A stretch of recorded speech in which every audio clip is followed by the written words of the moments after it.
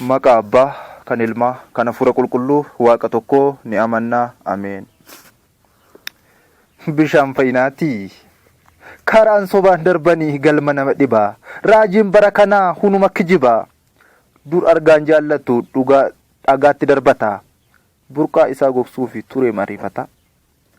Dur argaan jaallatu dhagaatti darbata. Burqaa isaa gogsuufi ture mariifata. Har'a maaltu argamee kan akkas raafamu? Yeeyyin keessaan malee bakkeen beekamu. Saballi bishaanini nama hin fayyisu. Nama ukkaamsanii beekaa ijisiisu jedhanii dubbachaa turanii lammii koo. Har'a maaltu argamee natti maa fira koo jedhanii dubbachaa turanii lammii koo. Har'a maaltu argamee natti maa fira koo.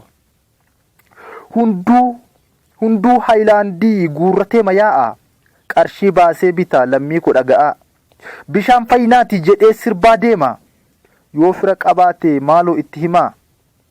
Maddisaa asidhaa ortodoksiidhuma.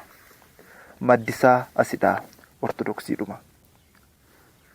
Eessaa akka dhufe hubattanii laata? Sabaluma keenya deemee waraabbata. Wangeela barsiisa garuu immoo inni hata. Nama waraabsisee irraa deemee bita. Dhaala kee eeggadhu hubadhu dhaloota.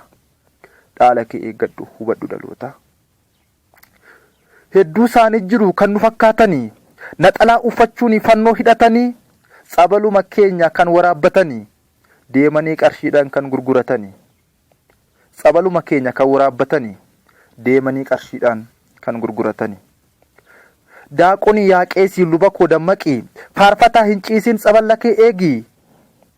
Qabeenya kee saamee ittiin boonaa jira. Mana kee eeggadhu an sitti himeera. Qabeenya kee saamee ittiin boonaa jira. Mana kee eeggadhu an sitti himeera. Mul'anni isaan argan tasa waa'een baasu.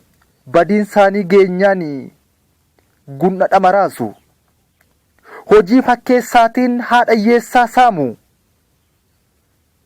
Na gargaaraa laataaf jecha waaqa waamu. Hin ciisin yaa namaa hin rafin lammii koo. Saamamee dhumuufi qabeenyi abbaa koo. Dhaala kee eeggadhu seenaan si gaafata.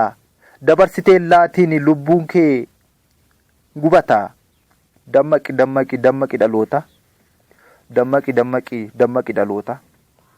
Mana waaqayyoo fi ta'i nama gaarii. Saamincha qabeenyaa abbaa kee baraari. Guuramee dhumeera situn beekne malee. Fakkeessanii bu'uuf dhama ugar malee.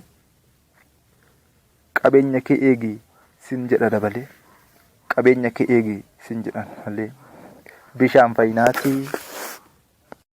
Maqaa Abbaa, kan Ilmaa.